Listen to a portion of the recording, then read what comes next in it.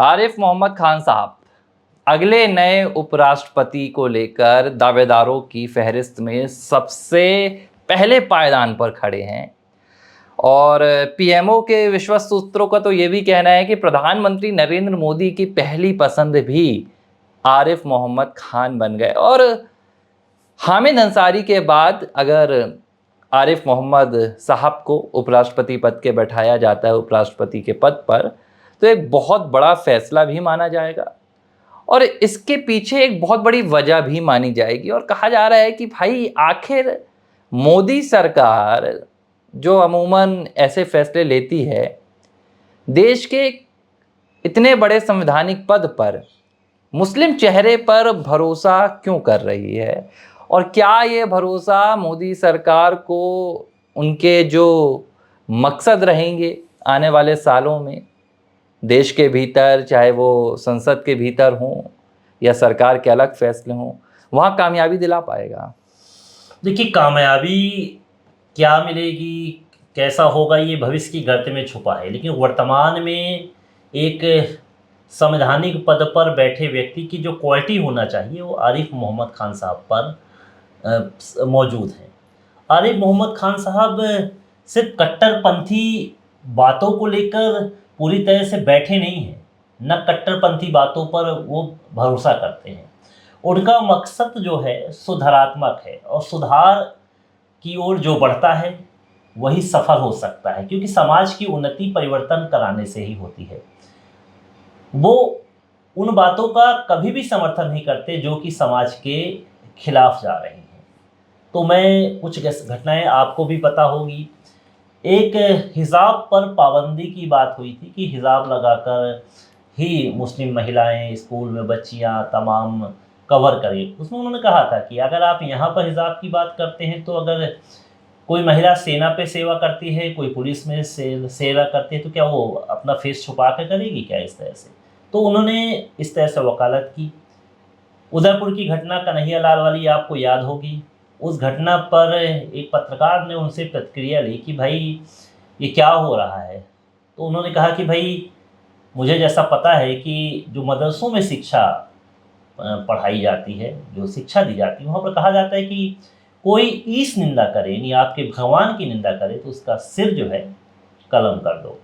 तो मदरसों में जो वर्तमान में शिक्षा हो रही है उसकी समीक्षा की जाना चाहिए।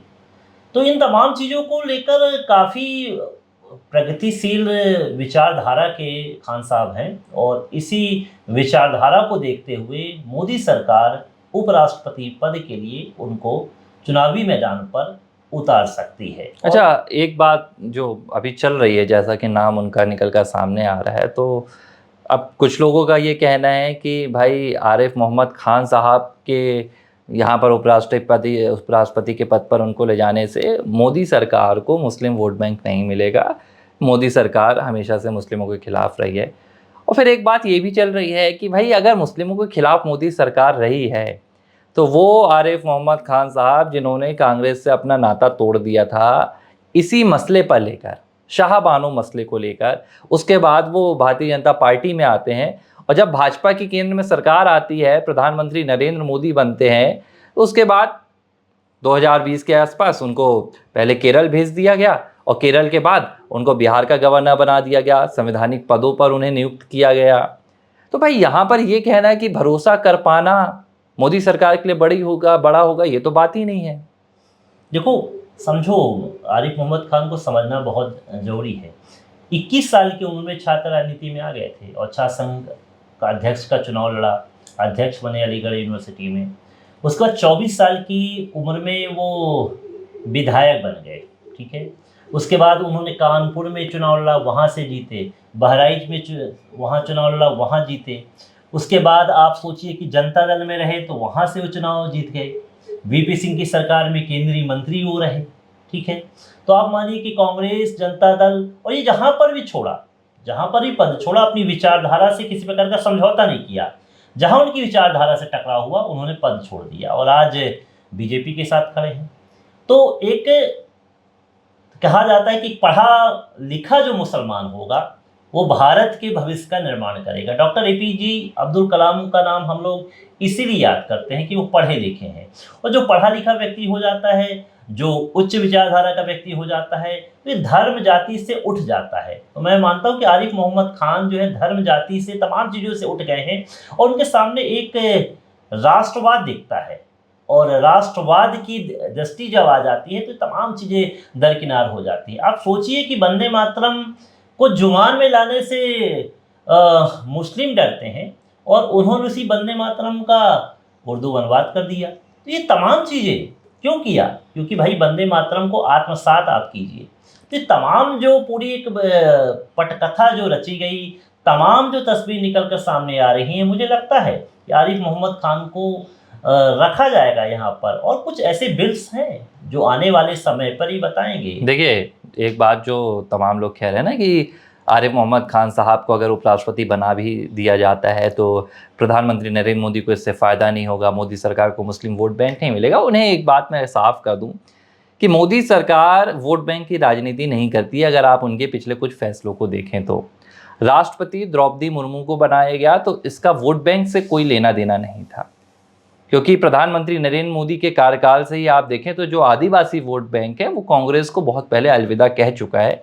और 2014 का भरोसा ही ये बात बताता है भाई, पूर्ण बहुमत की आपकी सरकार थी कि आपको हर वर्ग से वोट बैंक मिल रहे हैं, आदिवासी हों, दलित हों, लेकिन समाज में एक वर्ग को उसकी गरिमा का एहसास दिलाना ये काम मोदी सरकार करती है।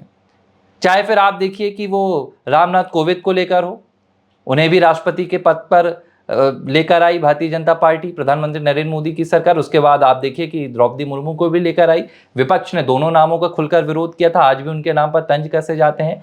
आरिफ मोहम्मद खान को मोदी सरकार इसलिए नहीं लाना चाहती है उपराष्ट्रपति के पद पर कि उनके लाने से अल्पसंख्यक वोट बैंक मोदी सरकार की ओर झुकेगा। ये बात मोदी सरकार भली भांति जाती है कि अल्पसंख्यक वोट बैंक उनकी तरफ फिलहाल नहीं झुकने वाला है, क्योंकि ये एक वर्षों पुरानी रीत चली आ रही है। तुष्टीकरण की राजनीति आज भी इतनी हावी है कि अल्पसंख्यक वोट बैंक वहीं जाता है, क्योंकि उन्हें लगता है कि भाई मोदी सरकार तो हमारे हितैषी नहीं है, मोदी सरकार एक धर्म विशेष हिंदू धर्म की सरकार है, भारतीय जनता पार्टी हिंदू धर्म की सरकार है, ये पूरा विपक्ष का एजेंडा है। जबकि असलियत तो ये है कि मोदी सरकार सबका साथ सबका विकास के नारे को लेकर आगे बढ़ रही है।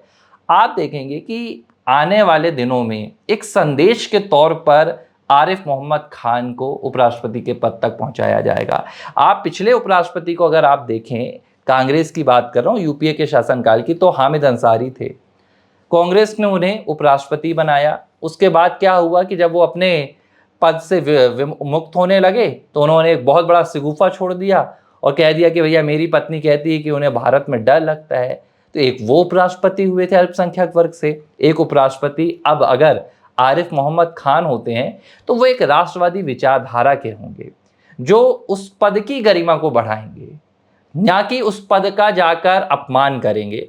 तो ये मोदी सरकार के भरोसे की सबसे बड़ी वजह है। मोदी सरकार किसी पर फैसला लेने से पहले उसका जाति, उसका धर्म, उसका वर्ग नहीं बल्कि उसकी योग्यता देखती है, और योग्यता के पैमाने पर आरिफ मोहम्मद खान इस वक्त सबसे शीर्ष पर बैठे हैं। और आप एक राजनीति की दृष्टि से भी देखेंगे, आने वाले दिनों में मोदी सरकार कुछ बहुत बड़े बिल इंट्रोड्यूस करवा सकती है, जिसके लिए उसे राज्यसभा में एक निष्पक्ष व्यवहार चाहिए उसे, कि आरोप न लगे जो विपक्ष बार बार लगाता है। आप देखिए कि लोकसभा में ओम बिरला को लेकर राहुल गांधी पूरी तरह से ताने कसते रहते कि मुझे बोलने नहीं दिया जाता है, सरकार मेरे साथ पक्षपाती रवैया कर रही है, भेदभाव कर रही है। यही बात राज्यसभा में होती आई जगदीप धनखड़ के कार्यकाल में, उन्हें भी यही कहा गया। उनके खिलाफ तो दिसंबर में महाअभियोग की तैयारी कर रही थी भाई कांग्रेस की सरकार, कांग्रेस की पार्टी।